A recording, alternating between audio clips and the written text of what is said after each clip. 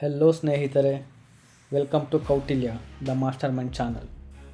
ಗುರುಕುಲದಲ್ಲಿ ಆ ದಿನದ ಅಧ್ಯಾಪನವನ್ನು ಮುಗಿಸಿ ತನ್ನ ಮನೆಗೆ ಬಂದಾಗ ವಿಷ್ಣುಗುಪ್ತ ಬಹಳ ಚಿಂತಾಕ್ರಾಂತನಾಗಿದ್ದ.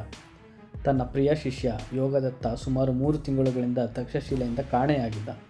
ಅವನು ಎಲ್ಲಿ ಹೋದನೋ ಏನಾದನೋ ಎಂದು ತಾನೇ ಆತಂಕ ಪಡುತ್ತಿರುವಾಗ ಇನ್ನು ಅವನ ತಂದೆ ಧರ್ಮದತ್ತ ಇನ್ನಷ್ಟು ಉದ್ವಿಗ್ನತೆಯಿಂದ ಚಡಪಡಿಸುತ್ತಿರಬಹುದೆಂದು ಅವನು ಊಹಿಸಬಲ್ಲವನಾಗಿದ್ದ. ತನ್ನ ವಿದ್ಯಾರ್ಥಿಯಾದರೂ ಯೋಗದತ್ತನ ಬಗ್ಗೆ ವಿಷ್ಣುಗುಪ್ತನಿಗೆ ಸ್ನೇಹಭಾವನೆಯೇ ಅಧಿಕವಾಗಿತ್ತು. ಅದಕ್ಕೆ ಅವನ ಸೌಜನ್ಯ ಸನ್ನಡತೆಗಳು ಕಾರಣವಾಗಿದ್ದಂತೆ ಅವನಲ್ಲಿ ತನಗೆ ಪ್ರಿಯವಾದ ದಂಡನೀತಿ ಶಾಸ್ತ್ರದಲ್ಲಿನ ಹೆಚ್ಚಿನ ಆಸಕ್ತಿ ಮತ್ತು ಶ್ರದ್ಧೆಗಳು ಕಾರಣವಾಗಿದ್ದವು. ಅದಕ್ಕಿಂತ ಮುಖ್ಯವಾಗಿ ಅವನ ತಂದೆ ಧರ್ಮದತ್ತ ವಿಷ್ಣುಗುಪ್ತನ ತಂದೆ ಆಚಾರ್ಯ ಚಣಕನ ಆಪ್ತಮಿತ್ರನಾಗಿದ್ದ.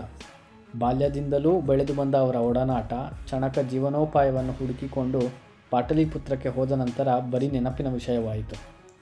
ಧರ್ಮದತ್ತನಿಗೆ ವಿಷ್ಣುಗುಪ್ತನನ್ನು ಕಂಡರೆ ಪುತ್ರವಾತ್ಸಲ್ಯ.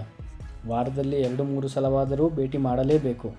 ಪ್ರತಿ ಸಲವೂ ಮಾತಿನ ನಡುವೆ ಅವನು ತನ್ನ ಮಿತ್ರ ಚಣಕನನ್ನು ನೆನಪು ಮಾಡಿಕೊಳ್ಳುತ್ತಿದ್ದ. ಅವನು ಹುಟ್ಟುದೂರಿನ ವ್ಯಾಮೋಹವನ್ನು ತೊರೆದು ಹೋದ.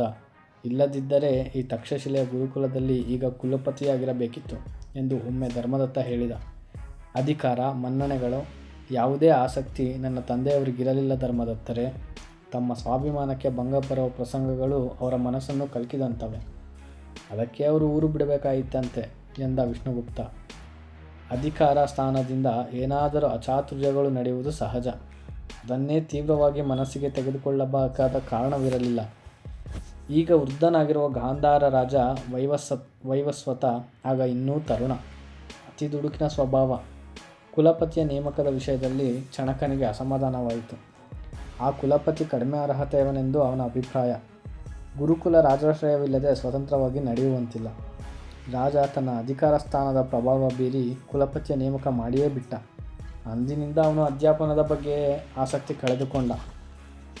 ವಿದ್ವಾಂಸನಾದ ಬ್ರಾಹ್ಮಣನಿಗೆ ಒಂದು ತುತ್ತು ಅನ್ನ ಸಂಪಾದಿಸಿಕೊಳ್ಳುವುದು ಕಷ್ಟವೇ? ಈ ಊರಿನ ಹಂಗೇ ಬೇಡ ಎಂದು ಹೊರಟೇ ಹೋದ. ತನ್ನ ಒತ್ತಾಯವಿಲ್ಲದಿದ್ದರೆ ನಿನ್ನನ್ನೂ ಜೊತೆಯಲ್ಲೇ ಕರೆದುಕೊಂಡು ಹೋಗುತ್ತಿದ್ದ. ಹಾಗೇನಾದರೂ ಆಗಿದ್ದರೆ ಈಗಿನಂತೆ ನೀನು ದೊಡ್ಡ ವಿದ್ವಾಂಸನೂ ಆಗುತ್ತಿರಲಿಲ್ಲ, ಜನಪ್ರಿಯ ಅಧ್ಯಾಪಕನೂ ಆಗುತ್ತಿರಲಿಲ್ಲ ಎಂದ ಧರ್ಮದತ್ತ.